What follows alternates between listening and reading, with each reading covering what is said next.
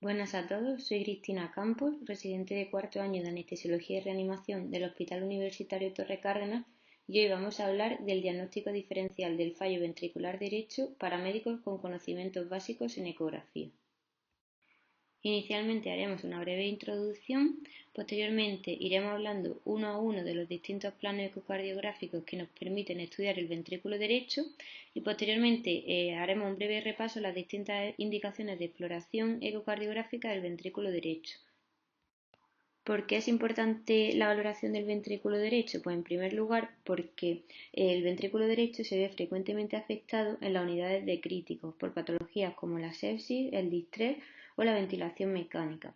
Además, la disfunción del ventrículo derecho empeora el pronóstico y suele estar infradiagnosticado, ya que con ninguno de los sistemas de monitorización continua actuales se puede estudiar de forma completa. Sin embargo, con la ecocardio nos permite realizar un buen análisis de la anatomía, la función y la hemodinámica del ventrículo derecho, lo que nos puede ayudar al diagnóstico y al manejo de nuestros pacientes. Si recordamos la anatomía cardíaca, el ventrículo derecho se encuentra situado detrás del esternón, en posición anterior al ventrículo izquierdo, formando el borde anterior e inferior del corazón. En condiciones normales tiene paredes delgadas, de unos 3-4 milímetros, y tiene forma de semiluna abrazando al ventrículo izquierdo. Generalmente su tamaño es menor que el del ventrículo izquierdo y estructuralmente podemos dividirlo en dos regiones. El tracto de entrada del ventrículo derecho, que como veremos posteriormente se puede visualizar en el plano apical 4 cámaras, y el tracto de salida del ventrículo derecho, que es visible en el plano paraesternal eje corto a nivel de grandes vasos. Debido a su posición y geometría, la valoración ecocardiográfica puede presentar dificultades. Por este motivo, en la valoración del paciente crítico, generalmente nos bastará con una estimación visual del tamaño del ventrículo derecho, siendo necesario obtener las dimensiones precisas de la cámara en raras ocasiones. El flujo coronario llega a través de la coronaria derecha y, a diferencia del ventrículo izquierdo, el ventrículo derecho se perfunde tanto en sístole como en diástole.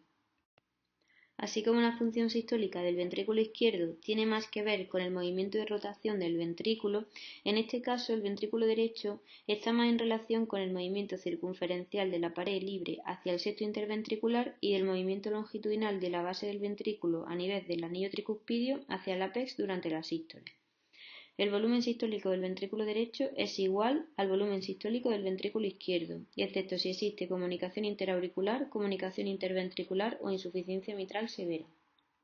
Los planos utilizados para valorar el ventrículo derecho son el subcostal 4 cámaras, el subcostal de vena cava inferior y el subcostal a nivel del tracto de salida del ventrículo derecho, el paraesternal eje largo y el paraesternal eje corto a nivel de los músculos papilares y a nivel de grandes vasos, y por último el apical 4 cámaras. El plano subcostal 4 cámaras es el primer plano a realizar en los pacientes críticos intubados por su rentabilidad diagnóstica. Permite hacer una primera valoración del tamaño y la contractilidad del ventrículo derecho, así como la existencia de derrame pericárdico. En este plano también podemos medir el grosor de la pared libre del ventrículo derecho y, activando el Doppler color, podemos valorar la existencia de un jet de insuficiencia tricuspidia. Desde el plano subcostal podemos ver la vena cava inferior y su llegada a la aurícula derecha. Además, podemos visualizar fácilmente las venas suprahepáticas. El diámetro de la vena cava inferior debe medirse a 1 o 2 centímetros de la unión cabo-atrial, perpendicular al eje longitudinal de la misma. En respiración espontánea podemos valorar el índice de colapso, que relaciona el diámetro máximo de la vena cava inferior en expiración con el diámetro mínimo en inspiración normalizado por el diámetro máximo. Esto nos permite estimar la presión en la aurícula derecha. En pacientes con presión positiva, el diámetro de la vena cava inferior y las variaciones son menos consistentes, lo que limita la capacidad del médico para sacar conclusiones significativas. En este caso estaría indicado la medición invasiva de la presión venosa central. Si existe disfunción sistólica grave del ventrículo derecho, en el plano subcostal de vena cava inferior se observará una vena cava dilatada de más de 2 centímetros, no colapsable ni distensible. Si desde el plano subcostal 4 cámaras se realiza un giro antihorario de 90 grados dirigiendo la señal hacia entre la 1 y las 2 y se bascula ligeramente la sonda hacia la cadera izquierda del paciente, encontraremos el plano con el tracto de salida del ventrículo derecho. Este plano puede ser de gran ayuda para valorar la repercusión funcional y hemodinámica secundaria a la disfunción sistólica estructural del ventrículo derecho, mediante el cálculo del volumen sistólico. Como sabemos, el volumen sistólico es velocidad por área. Por tanto, para calcularlo mediante ecocardiografía, lo que necesitaremos será la integral velocidad-tiempo y el área de sección transversal. El IVT del tracto de salida del ventrículo derecho podemos calcularlo en este plano subcostal a nivel del tracto de salida del ventrículo derecho o bien en el paraesternal eje corto a nivel de grandes vasos. Para ello colocaremos el Doppler pulsado antes de la válvula pulmonar. Aunque siguiendo la sistemática de estudio no nos correspondería ahora hablar de este plano, vamos a hablar del paraesternal eje corto a nivel de grandes vasos para terminar de explicar el cálculo del volumen sistólico. Como hemos dicho, para calcular el volumen sistólico necesitamos el IVT del tracto de salida del ventrículo derecho y el área de sección transversal del ventrículo derecho. Este se obtiene multiplicando pi por el radio del tracto de salida al cuadrado. Esta medida se obtiene en este plano, en el paraesternal eje corto a nivel de grandes vasos, y para ello se debe congelar la imagen en telediástole, justo antes de la apertura de la válvula pulmonar, que es cuando el diámetro del tracto de salida es máximo. La medición se efectúa de borde interno a borde interno para mayor precisión, sin embargo, como en ocasiones puede ser difícil, en un nivel básico podemos asumir la media poblacional, que es de 22 milímetros. Una vez obtenido el volumen sistólico, podemos calcular el gasto cardíaco multiplicándolo por la frecuencia cardíaca. Y como hemos visto, hay que tener en cuenta que el tracto de salida del ventrículo derecho es ligeramente mayor que el del ventrículo izquierdo, ya que el ventrículo derecho son unos 22 milímetros frente a los 20 milímetros de media que mide el tracto de salida del ventrículo izquierdo.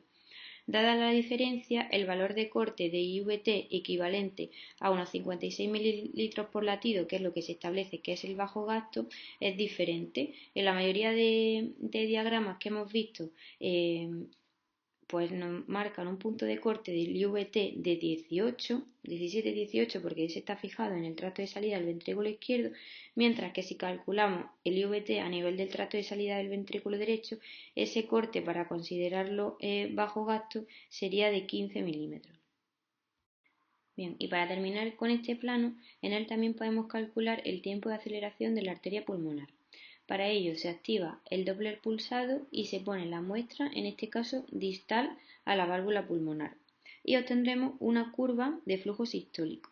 El tiempo de aceleración pulmonar es el intervalo entre el inicio del flujo sistólico y el pico máximo de velocidad, y en condiciones normales los valores estarán por encima de 100 milisegundos. Además del valor, también es importante atender al patrón de flujo que presenta. Se diferencian tres tipos. El tipo 1, que corresponde con la normalidad, pues está formado por un triángulo isósceles. El tipo 2 también tiene forma triangular, pero en este caso será asimétrico y generalmente también puede ser normal o encontrar una hipertensión pulmonar leve. Y el tipo 3, que es el que debemos prestar más atención, es cuando nos encontramos una muesca mesosistólica y en este caso sugiere la existencia de una hipertensión pulmonar severa. El plano apical 4 cámaras es perfecto para ver el tamaño de las cavidades cardíacas. Como hemos dicho al principio, es verdad que en la atención al paciente crítico no suele ser necesario hacer una medida exacta del tamaño de la aurícula o del ventrículo derecho. Es más importante prestar atención y observar si el ventrículo derecho está dilatado. Para ello es importante obtener un buen plano, obteniendo la máxima longitud tanto del ventrículo derecho como del ventrículo izquierdo. Y consideramos que el ventrículo derecho está dilatado cuando tiene un diámetro basal más de 41 milímetros o cuando el cociente entre el ventrículo derecho y el ventrículo izquierdo es mayor a 2/3, considerando que está severamente dilatado cuando este cociente es mayor que 1 o si el ápex cardíaco está formado por el ventrículo derecho. Además, en este plano podremos analizar la válvula tricúspide. Mediante la aplicación del Doppler color podemos ver la existencia de un jet de regurgitación en caso de insuficiencia tricúspidea, que consideraremos severo en caso de llegar al techo de la aurícula derecha. Y luego, mediante el Doppler pulsado y el Doppler tisular, podremos analizar la función diastólica, al igual que cuando se aplica a nivel de la válvula mitral. El plano apical 4 cámaras nos permite también analizar la función sistólica del ventrículo derecho. Como hemos dicho en la introducción, el ventrículo derecho se contrae mediante dos movimientos, pudiendo analizar los dos mediante ecocardiografía. En primer lugar, hemos dicho que existe un movimiento circunferencial en el cual la pared libre se aproxima hacia el septo interventricular. Este se valora visualmente observando el engrosamiento y la movilidad de la pared libre hacia el septo. Por otro lado, tenemos el movimiento longitudinal del anillo tricuspidio hacia el ápex. Este se analiza mediante el TAPSE. Para ello se activa el modo M y se coloca el cursor sobre el anillo lateral de la válvula tricúspide. Se va a medir la excursión máxima en milímetros del anillo tricuspidio desde el punto más bajo, que es el fin de la diástole, hasta el más alto, que es el fin de la sístole, y se considera que estamos ante una disfunción sistólica cuando el TAPSE es menor de 17 milímetros. Si se ve bien la pared libre del ventrículo derecho y el anillo tricuspidio, en el mismo punto donde hemos aplicado previamente el modo M para calcular el TAPSE, también se puede aplicar el Doppler tisular para obtener la onda S. Se consideran valores normales por encima de 10-12 centímetros por segundo y como ventaja este valor se altera antes ante una disfunción del ventrículo derecho que el TAPSE. En este plano podremos estimar también la presión sistólica de la arteria pulmonar. En aquellos pacientes sin estenosis de la válvula pulmonar ni del tracto de salida del ventrículo derecho, la presión sistólica en el ventrículo derecho se considera igual que la presión sistólica en la arteria pulmonar. La presencia de un jet de insuficiencia tricuspidia nos va a permitir estimar la diferencia de presión entre el ventrículo derecho y la aurícula derecha. Para ello utilizaremos la siguiente fórmula. La presión es igual a 4 por la velocidad pico de la insuficiencia tricuspidia al cuadrado más la presión en la aurícula derecha. Para calcular la velocidad pico, inicialmente activaremos el Doppler color y valoraremos la existencia de insuficiencia tricuspidia. Si esta está presente, le aplicaremos el Doppler continuo, obteniendo esa velocidad pico que elevaremos al cuadrado. Posteriormente, para calcular la presión en la aurícula derecha, como ya hemos comentado anteriormente, en aquellos pacientes en respiración espontánea se puede estimar en base a las características ecocardiográficas de la vena cava inferior y su colapso, y en aquellos pacientes que estén intubados y conectados a ventilación mecánica será necesario medirla invasivamente mediante la colocación de un catéter venoso central. Generalmente, una velocidad pico de la IT más de 3 metros por segundo nos planteará una posibilidad alta de que el paciente tenga una hipertensión pulmonar. Una vez obtenido el valor de la presión sistólica, podemos clasificar al paciente en hipertensión pulmonar leve, moderada o severa. Hablamos de hipertensión pulmonar leve cuando la presión sistólica de la arteria pulmonar está entre 40 y 49 milímetros de mercurio, moderada cuando está entre 50 y 79 y severa cuando la presión sistólica está por encima de 80 milímetros de mercurio. El plano para externar eje largo generalmente es poco útil para la valoración del ventrículo derecho. No obstante, si existe dilatación severa del ventrículo derecho también se puede observar y además podremos medir el grosor de la pared libre del ventrículo derecho, así como observar la presencia de derrame pericárdico. En el plano para externar eje corto nos van a ser útiles dos niveles. Como hemos visto previamente, será muy útil para el cálculo del área de sección transversal del tracto de salida del ventrículo derecho cuando cortemos a nivel de grandes vasos y también nos va a ser útil a nivel de los músculos papilares. A este nivel podemos realizar una valoración morfológica del ventrículo derecho. En este plano se muestra el ventrículo derecho abrazando al ventrículo izquierdo, como hemos dicho en la introducción, con forma de semiluna. Cuando el ventrículo derecho está dilatado, la pared anterolateral no suele verse, y en él también podemos medir el grosor de la pared libre del ventrículo derecho. El análisis de la forma y el movimiento del septo interventricular es crucial para determinar si existe sobrecarga de presión o volumen en el ventrículo derecho. En condiciones normales, el tabique tiene forma de C tanto en sístole como en diástole. Sin embargo, en caso de existir sobrecarga de volumen o presión, puede existir un movimiento septal paradójico. Cuando el tabique adopta forma de S o D al final de la sístole, es indicativo de estar ante una sobrecarga de presión en el ventrículo derecho. Sin embargo, cuando ese cambio de forma y el signo de la D lo observamos al final de la diástole, es indicativo de encontrarnos ante una sobrecarga de volumen. También tenemos que tener en cuenta que la existencia de un bloque de rama derecha o de un marcapasos bicameral puede provocar un movimiento paradójico del septo simulando una sobrecarga de presión o de volumen. Bien, una vez que hemos repasado los distintos planos que nos pueden ayudar al estudio del ventrículo derecho, vamos a hablar un poco de en qué situaciones estaría indicado realizar una exploración ecocardiográfica del ventrículo derecho. Entre ellas destacamos la sospecha de taponamiento cardíaco, pacientes con cardiopatía isquémica aguda, sobre todo infartos inferiores, en los que sabemos que puede estar afectado el ventrículo derecho, en pacientes con cardiopatía isquémica crónica y miocardiopatía, en casos de sospecha o diagnóstico confirmado de tromboembolismo pulmonar, en el perioperatorio de cirugía cardíaca. También nos puede ser útil para valorar la volemia. En los pacientes sépticos, sobre todo en aquellos pacientes que requieran ventilación mecánica o uso de drogas vasoactivas, sobre todo a dosis alta. En pacientes con neumopatías crónicas, para ver la repercusión que tiene sobre el corazón derecho. En pacientes en ventilación mecánica, como hemos dicho, que presenten síndrome de distrés respiratorio del adulto o que presenten valvulopatía. Una breve pincelada sobre el taponamiento cardíaco. Como sabemos, no es lo mismo hablar de derrame pericárdico que de taponamiento cardíaco. Hablamos de derrame pericárdico cuando existe una acumulación de líquido, acumulación alrededor del corazón, y de taponamiento cardíaco cuando el aumento de presión intrapericárdica como consecuencia de ese líquido produce una alteración en el llenado y o en el vaciado del corazón. Como sabemos, es una emergencia médica y su diagnóstico es clínico. Sin embargo, la típica tríada de Beck, compuesta por hipotensión, ausencia de ruidos cardíacos y elevación de la presión venosa central, no siempre está presente. Por lo tanto, ante la mera sospecha, está indicado realizar una ecocardio que nos puede ayudar tanto al diagnóstico como posteriormente al tratamiento. Se han descrito una serie de signos ecocardiográficos sugestivos de taponamiento cardíaco que de más temprano o más tardío son: en primer lugar, se produce colapso de la aurícula derecha en diástole, que es el signo más sensible. Posteriormente se produce una dilatación de la vena cava inferior y de las venas suprahepáticas como consecuencia del dificultado de drenaje en la aurícula derecha por esa presión elevada. Posteriormente se produce un colapso del ventrículo derecho durante la sístole, que se puede ver como una deformación anormal del contorno del ventrículo durante la contracción. Además, se puede producir una variación respiratoria en el flujo transmitral y transtricuspidio.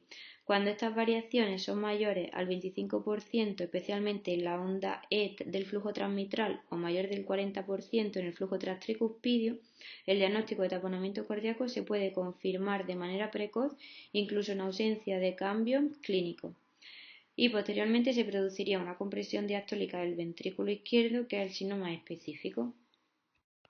El cor pulmonar agudo se define por afecciones que causan un aumento brusco de la poscarga del ventrículo derecho. Las causas más frecuentes en nuestro medio son el síndrome de distrés respiratorio del adulto y la embolia pulmonar masiva. En ocasiones puede ser difícil diferenciar una situación de aumento de presión crónico o agudo en nuestros pacientes críticos. Aquellos signos que sugieren encontrarnos ante una situación de aumento de presión aguda son la existencia de un ventrículo dilatado y movimiento septal paradójico, acompañado de un grosor de la pared libre del ventrículo derecho conservado. Sin embargo, hay que tener en cuenta que en ocasiones puede duplicarse el grosor tan solo 48 horas después del aumento de la poscarga del ventrículo derecho, y por tanto esto es poco fiable. Ocasionalmente podemos ver un coágulo en tránsito en la aurícula derecha y o en el ventrículo derecho. El signo 60-60 se debe a que generalmente el ventrículo derecho no puede generar alta presión para hacer frente a los aumentos agudos de la poscarga, por lo que en estos casos veremos una presión sistólica de la arteria pulmonar por debajo de 60 milímetros de mercurio, junto con un tiempo de aceleración de la válvula pulmonar menor de 60 milisegundos. La combinación de estos dos parámetros tiene un alto valor predictivo positivo para el diagnóstico de aumento de presión aguda. Y el signo de McConnell, que como vimos en la sesión anterior, corresponde a un ápex relativamente hipercinético en comparación con una pared libre del ventrículo derecho a nivel basal hipovacinética. Y la ecocardio también nos puede ser útil en la valoración de la isquemia ventricular derecha.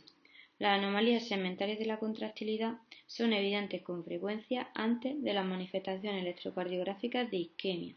Recordar que el miocardio del ventrículo derecho está irrigado en gran parte por la arteria coronaria derecha, sin embargo, el tracto de salida y la porción más anterior de la pared libre reciben sangre de la arteria descendente anterior. Para concluir, recordar que la ecocardio es una herramienta cada vez más valiosa para la evaluación del ventrículo derecho en los pacientes críticos, que la función del ventrículo derecho es fundamental en múltiples escenarios clínicos, especialmente en el manejo del shock, de la insuficiencia respiratoria y la hipertensión pulmonar, Debemos hacer una evaluación ecocardiográfica del ventrículo derecho sistemática que incluya parámetros morfológicos, fundamentalmente ver si el ventrículo derecho está dilatado o no, funcionales como el TAPSE o la enda S en el Doppler tisular y hemodinámicos como el VTI, la presión sistólica de la arteria pulmonar o el tiempo de aceleración de la pulmonar. A pesar de las posibles limitaciones, como por ejemplo la dificultad en la obtención de las ventanas acústicas y la variabilidad interobservador, la eco transtorácica nos puede ser de mucha ayuda para guiar decisiones terapéuticas en las unidades de críticos, mejorar el diagnóstico y monitorizar la evaluación de los pacientes, contribuyendo a un manejo más individualizado y efectivo de nuestros pacientes. Aquí os dejo el mismo esquema que dejé en la sesión anterior de los principales signos ecocardiográficos que hay que tener en cuenta y recordar en la valoración del ventrículo derecho. Y esta es la bibliografía que he utilizado para la sesión.